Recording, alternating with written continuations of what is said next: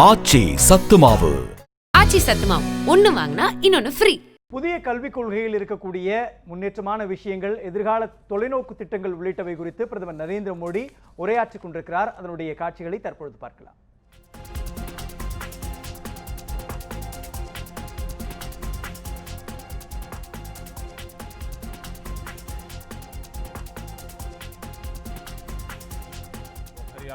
निशंक जी, श्रीमान संजय धोत्रे जी, national education policy, राष्ट्रीय शिक्षा नीति में बहुत महत्वपूर्ण भूमिका निभाने वाले देश के जाने माने वैज्ञानिक डॉक्टर कस्तूरीरंगन जी और उनकी टीम, इस सम्मेलन में भाग ले रहे वाइस चांसलर्स, अन्य सभी शिक्षाविद, सभी महानुभाव, आप सभी का बहुत बहुत अभिनंदन। नेशनल एजुकेशन पॉलिसी, राष्ट्रीय शिक्षा नीति के संदर्भ में आज का ये इवेंट बहुत ही महत्वपूर्ण है। इस कॉन्क्लेव से भारत के एजुकेशन वर्ल्ड को नेशनल एजुकेशन पॉलिसी, राष्ट्रीय शिक्षा नीति के विभिन्न पहलुओं के बारे में विस्तृत जानकारी मिलेगी। जितनी जानकारी और ज्यादा जानकारी ज्यादा स्पष्ट होगी, फिर उतना ही आसान इस राष्ट्रीय शिक्षा नीति का इम्प्लीमेंटेशन भी होगा। साथियों, 3-4 साल के व्यापक विचार विमर्श के बाद लाखों सुझावों पर लंबे मंथन के बाद राष्ट्रीय शिक्षा नीति को स्वीकृत किया गया है। आज देश भर में इसकी व्यापक चर्चा हो रही है। अलग अलग क्षेत्र के लोग, अलग अलग विचारधाराओं के लोग अपने व्यूज दे रहे हैं, राष्ट्रीय शिक्षा नीति को रिव्यू कर रहे हैं।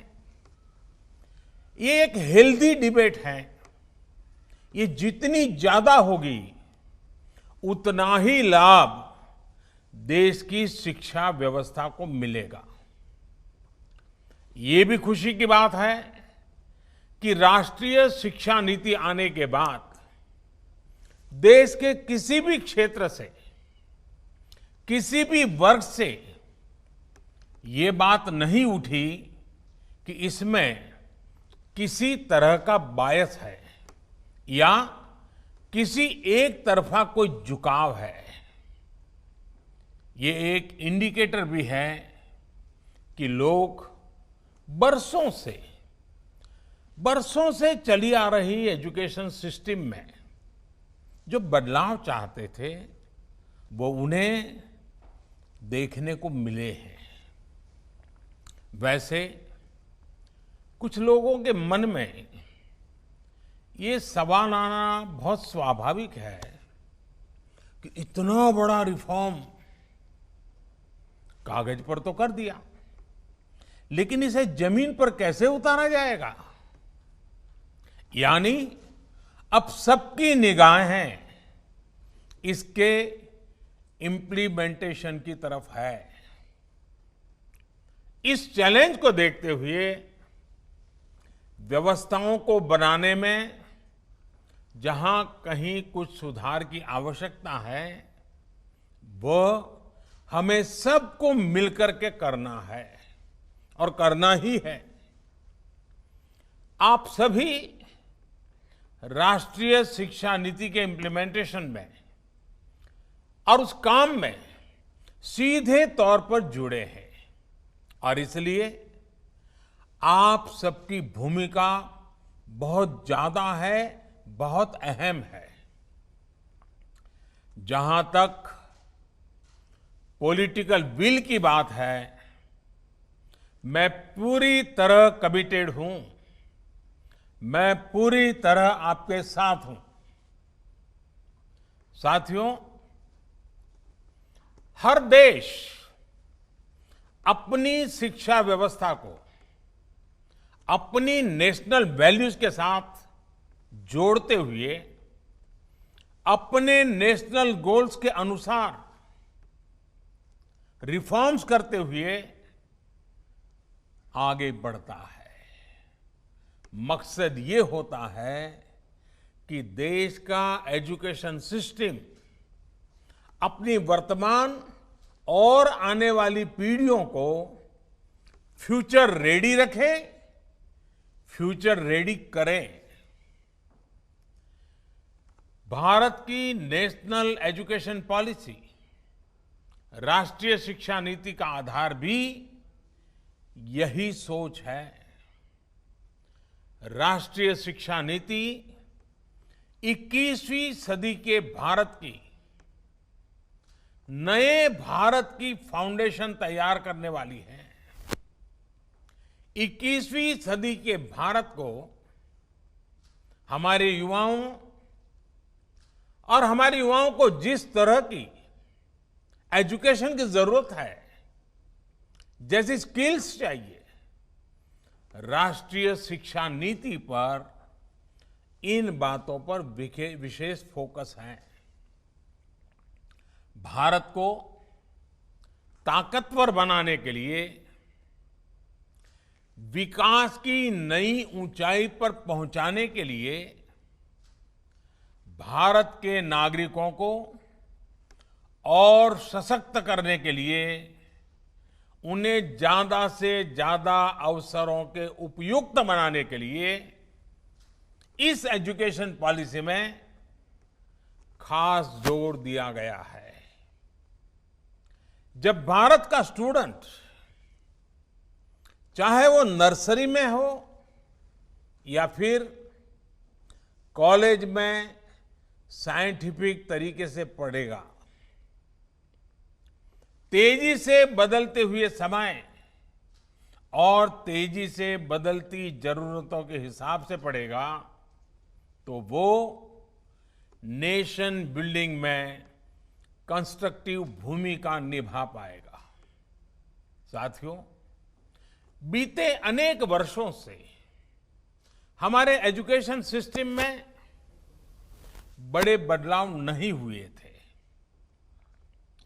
परिणाम यह हुआ कि हमारे समाज में क्यूरोसिटी और इमेजिनेशन की वैल्यूज को प्रमोट करने के बजाय भेड़ चाल को ही प्रोत्साहन मिलने लगा था। कभी डॉक्टर बनने के लिए होड़ लगी, कभी इंजीनियर बनाने की होड़ लगी, कभी वकील बनाने की होड़ लगी। इंटरेस्ट, एबिलिटी और डिमांड की मैपिंग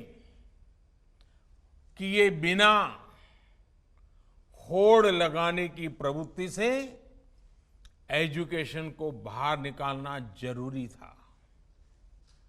हमारे स्टूडेंट्स में, हमारे युवाओं में क्रिटिकल थिंकिंग और इनोवेटिव थिंकिंग विकसित कैसे हो सकती है, जब तक हमारी शिक्षा में पैशन ना हो, फिलॉसफी ऑफ एजुकेशन ना हो, पर्पज ऑफ एजुकेशन ना हो। साथियों, आज गुरुवर रविंद्रनाथ ठाकुर की पुण्यतिथि भी है। वो कहते थे, उच्चतम शिक्षा वो है जो हमें सिर्फ जानकारी नहीं देती, बल्कि हमारे जीवन को समस्त अस्तित्व के साथ सद्भाव में लाती है। निश्चित तौर पर राष्ट्रीय शिक्षा नीति का बृहद लक्ष्य इसी से जुड़ा है। इसके लिए टुकड़ों में सोचने के बजाय एक होलिस्टिक अप्रोच की जरूरत थी, जिसको सामने रखने में राष्ट्रीय शिक्षा नीति सफल रही है।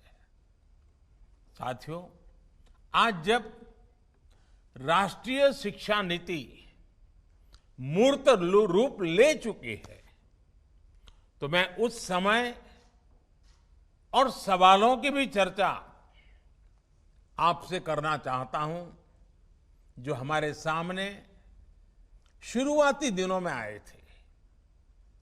उस समय जो दो सबसे बड़े सवाल थे, वो यही थे कि क्या हमारी शिक्षा व्यवस्था हमारे युवाओं को क्रिएटिव, क्यूरियोसिटी और कमिटमेंट ड्रिवन लाइफ के लिए मोटिवेट करती है। आप लोग इस क्षेत्र में इतने वर्षों से हैं, आपने अपना जीवन शिक्षा के लिए खपा दिया है, समर्पित किया है। आप लोग इसका जवाब बेहतर जानते हैं। साथियों, हमारे सामने दूसरा सवाल था कि क्या हमारी शिक्षा व्यवस्था हमारे युवाओं को एम्पावर करती है, देश में एक एम्पावर्ड सोसाइटी के निर्माण में मदद करती है।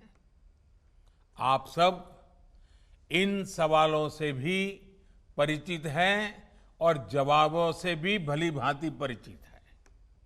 साथियों, आज मुझे संतोष है कि भारत की नेशनल एजुकेशन पॉलिसी, राष्ट्रीय शिक्षा नीति को बनाते समय इन सवालों पर गंभीरता से काम किया गया। साथियों, बदलते समय के साथ एक नई विश्व व्यवस्था, एक नए रंग रूप और व्यवस्थाओं में बदलाव, एक नई विश्व व्यवस्था खड़ी हो रही है। एक नया ग्लोबल स्टैंडर्ड भी तय हो रहा है। इसके हिसाब से भारत का एजुकेशन सिस्टम खुद में बदलाव करे, ये भी किया जाना बहुत जरूरी था। स्कूल करिकुलम के 10+2 स्ट्रक्चर से आगे बढ़कर अब 5+3+3+4 करिकुलम का स्ट्रक्चर देना इसी दिशा में एक कदम है। हमें अपने स्टूडेंट्स को ग्लोबल सिटीजन भी बनाना है और इसका भी ध्यान रखना है कि वे ग्लोबल सिटीजन तो बने, लेकिन साथ साथ अपनी जड़ों से भी जुड़े रहें। जड़ से लेकर के जग तक, मनुष्य से मानवता तक, अतीत से आधुनिकता तक सभी बिंदुओं का समावेश करते हुए इस राष्ट्रीय शिक्षा नीति का स्वरूप तय किया गया है। साथियों, इस बात में कोई विवाद नहीं है कि बच्चों के घर की बोली और स्कूल में पढ़ाई की भाषा एक ही होने से बच्चों के सीखने की गति बेहतर होती है। ये एक बहुत बड़ी वजह है जिसकी वजह से जहां तक संभव हो 5th क्लास तक बच्चों को उनकी मातृभाषा में ही पढ़ाने पर सहमति दी गई है। इससे बच्चों को और बच्चों की नींव तो मजबूत होगी ही, उनके आगे की पढ़ाई के लिए भी उनका बेस और मजबूत होगा। साथियों, अभी तक जो हमारी शिक्षा व्यवस्था है उसमें व्हाट टू थिंक, मैं बहुत जिम्मेवारी से बोल रहा हूं, व्हाट टू थिंक पर फोकस रहा है। जबकि इस शिक्षा नीति में हाउ टू थिंक उस पर बल दिया जा रहा है। ये मैं इसलिए कह रहा हूं कि आज जिस दौर में हम, और ये दौर ऐसा है जहां इंफॉर्मेशन और कंटेंट की कोई कमी नहीं है, एक प्रकार से बाढ़ आई हुई है। हर प्रकार की जानकारी आपके मोबाइल फोन पर अवेलेबल है। जरूरी ये है कि कौन सी जानकारी हासिल करनी है, क्या पढ़ना है। इस बात को ध्यान में रखकर ही राष्ट्रीय शिक्षा नीति में प्रयास किया गया है कि जो पढ़ाई के लिए लंबा चौड़ा सिलेबस होता है, ढेर सारी किताबें होती हैं, उसकी अनिवार्यता को कम किया जाए। अब कोशिश ये है कि बच्चों को सीखने के लिए inquiry based, discovery based, discussion based और एनालिसिस बेस्ड तरीकों पर जोर दिया जाए। इससे बच्चों में सीखने की ललक बढ़ेगी और उनके क्लास में उनका पार्टिसिपेशन भी बढ़ेगा। साथियों, हर विद्यार्थी को, स्टूडेंट को यह अवसर मिलना ही चाहिए कि वो अपने पैशन को फॉलो करे। वो अपनी सुविधा और जरूरत के हिसाब से किसी डिग्री या कोई कोर्स को फॉलो कर सके और अगर उसका मन करे तो वो छोड़ भी सके। अक्सर ऐसा होता है कि कोई कोर्स करने के बाद स्टूडेंट जब जॉब के लिए जाता है तो उसे पता चलता है कि जो उसने पढ़ा है वो जॉब की रिक्वायरमेंट को पूरा नहीं करता। कई स्टूडेंट को अलग अलग वजहों के से बीच में ही कोर्स छोड़कर जॉब करनी पड़ती है। ऐसे सभी स्टूडेंट्स की जरूरतों का ख्याल रखते हुए मल्टीपल एंट्री एग्जिट का ऑप्शन दिया गया है। अब स्टूडेंट वापस अपने कोर्स से जुड़कर अपनी जॉब रिक्वायरमेंट के हिसाब से ज्यादा इफेक्टिव तरीके से पढ़ाई कर सकता है, लर्न कर सकता है। इसका एक और एस्पेक्ट है, जब स्टूडेंट्स को यह भी स्वतंत्रता होगी कि अगर वो कोई कोर्स बीच में छोड़कर दूसरे कोर्स में प्रवेश लेना चाहे तो वो कर सकते हैं। इसके लिए वो पहले कोर्स से एक निश्चित समय तक ब्रेक ले सकते हैं और दूसरा कोर्स ज्वाइन कर सकते हैं।